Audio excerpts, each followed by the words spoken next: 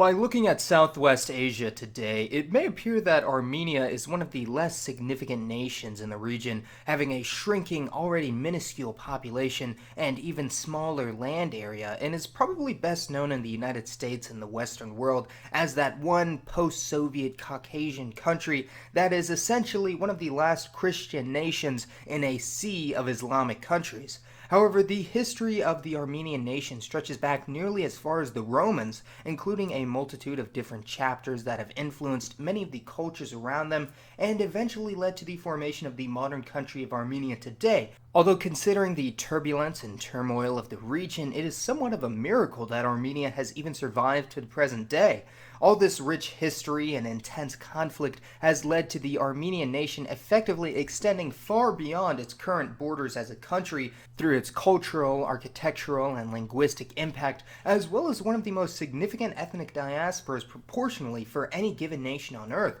which has even reached the likes of Los Angeles, Moscow, Paris, Cairo, Beirut, and even as far away as Singapore. In today's video, we're going to discuss the genesis, history, evolution, and modern impact of the Armenian nation and people, one of the most downtrodden, yet at the same time proud nations on Earth, whose modern identity has been shaped through their unique linguistic and religious heritage in the region, as well as conquering and extreme persecution in the distant and recent past. Although many linguists have long considered the Armenian language to belong to the Iranian subfamily of the Indo-European language family, perhaps being descended from ancient Persians, Medes, or Scythians, they are actually considered to be their own branch by modern linguists and ethnologists, not quite belonging to the European or Indo-Iranian stratums, although it is likely that the Armenian language is related to the extinct Anatolian languages to their west, or possibly even Greek or Albanian even further west in Europe. Although appearance and gene pool varies considerably among ethnic Armenians today, Armenians are most closely related genetically to the fellow Caucasians of the Caucasus Mountain region such as Georgians, Ossetians, or even Azeris, although Armenia is unique for belonging to haplogroup R1b, while the surrounding peoples mostly belong to haplogroup J or G. A handful of early linguists even placed the homeland of the Proto-Indo-European language family around Armenia or in the neighboring Armenian highlands of Anatolia, although the Kurgan hypothesis is currently far more widespread today, which places the homeland a bit north in the northern Caucasus. The first traces of the Armenian language and nation date back to the 5th century BC, which was around the time of the rise of the Achaemenid Empire in Persia, which quickly enveloped the Armenians, who became incorporated into the Persian Empire as the satrapy of Armenia, stretching from the Caucasus and nearly reaching the Mediterranean, before being conquered by Alexander the Great's fledgling empire and subsequently becoming an independent kingdom after the fall of the Greeks. This kingdom was situated around the Caucasian region, although during the reign of Tigranes the Great in the 1st century BC, they greatly expanded their border and influence, with areas under Armenian control stretching south into Persia and even westward to the Mediterranean, including parts of the Levant and Asia Minor. During the rise of the Roman Empire, however, much of the Armenian homeland was annexed by Trajan, considered to be one of the greatest leaders of Rome, while other parts of Armenia fell under the control of the Sassanid dynasty of the Persian Empire. And although this was effectively the last time Armenia would be a great empire in Southwest Asia, the Armenian nation was still long from extinct. Under the Roman and Persian empires, Armenians gained much influence in the political and economic fronts, spreading out through the classical world, despite the fact that the Kingdom of Armenia itself was left as a rump state at the time. Armenia is perhaps most famous for also being the first country on Earth to officially adopt Christianity as the state religion in 301 AD, having previously subscribed to an ancient polytheistic ethno-religion, although the Persian Zoroastrianism was also not uncommon among ethnic Armenians before the spread of Christianity, which was allegedly made the state religion by King Durtad III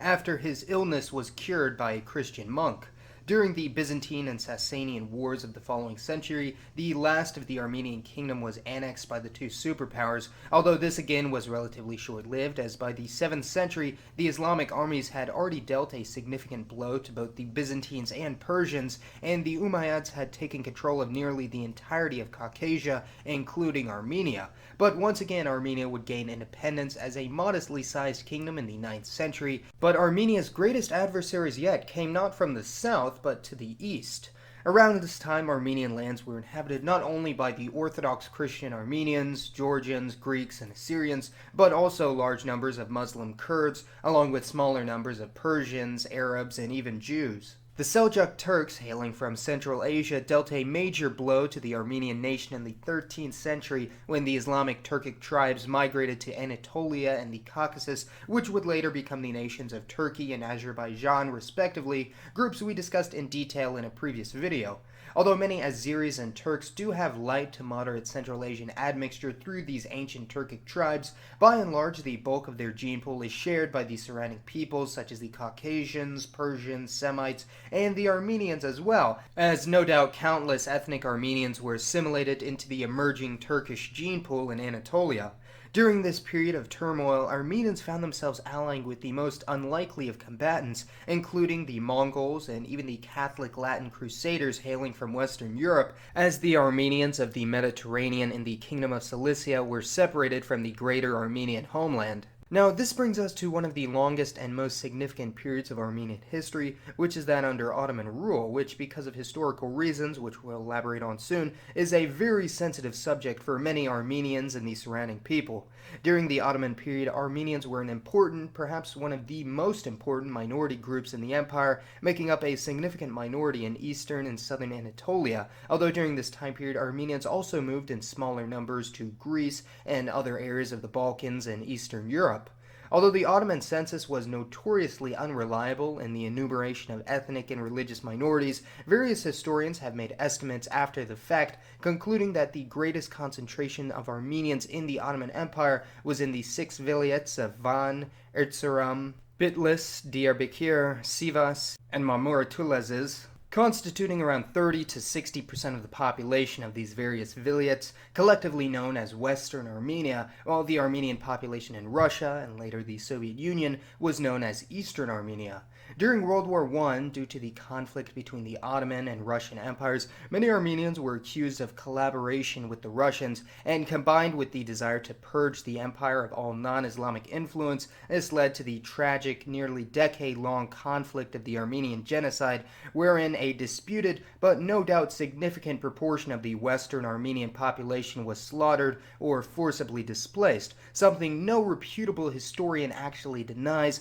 although similar to the Holocaust or Holodomor, the severity and motives of this genocide are sometimes downplayed for political purposes. Many Western Armenians in Anatolia did survive this purge, mostly by concealing their true identities or converting to Islam, and even today there is a significant number of Muslim Armenians or Turks and Kurds with secret Armenian heritage in eastern Anatolia. Although Armenians have had a long and bitter rivalry with their Muslim neighbors of Turkey and Azerbaijan, culminating most recently in the Nagorno-Karabakh War directly after the fall of the Soviet Union, relations between Armenia and Iran to their south are quite positive even to this day, with Iran having one of the largest Armenian communities of any Islamic Middle Eastern country. Armenia is infamous for having one of the largest ethnic diasporas proportion-wise of any single group worldwide, as despite the country of Armenia today having a modest and stagnant population of only 3 million people, with the vast majority of these being of ethnic Armenian descent,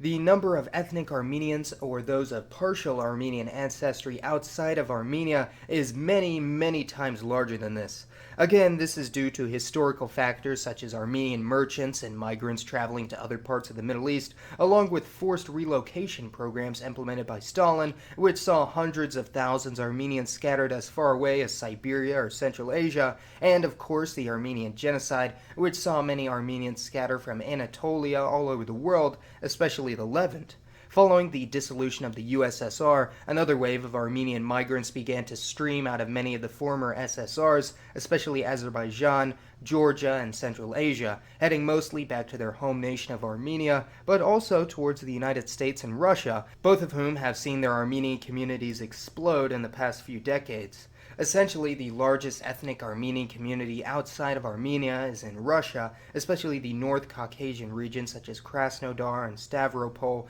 And according to the government census, they number around 1.2 million people, although unofficial estimates, including more recent migrants, illegal immigrants, and those with at least partial Armenian ancestry, place this number close to 2 or 3 million. In the United States, which contains the second largest Armenian diaspora, by far the largest, oldest, and most significant Armenian community is in Southern California, and the Los Angeles suburb of Glendale, by no means a small city at 200,000 people, is effectively known as the Little Armenia of the United States, with ethnic Armenians making up around 40% of the city's population. Similarly to Russia, the Armenian community of the United States actually has origins from many different countries, with many originating in Iran, Syria, Lebanon, Turkey, or other Middle Eastern countries, and officially number 500,000 people, although the upper estimate could easily be triple this number. In other parts of the world, similarly high to moderate numbers of Armenians have also formed their own communities,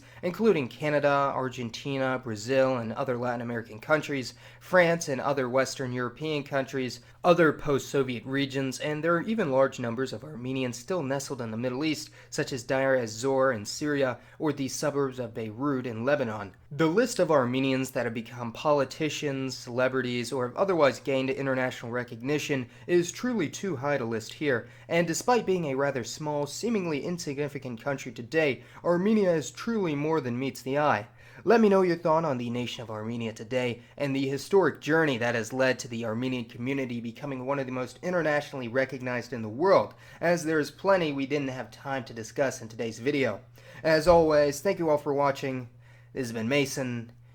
and I'll see you next time.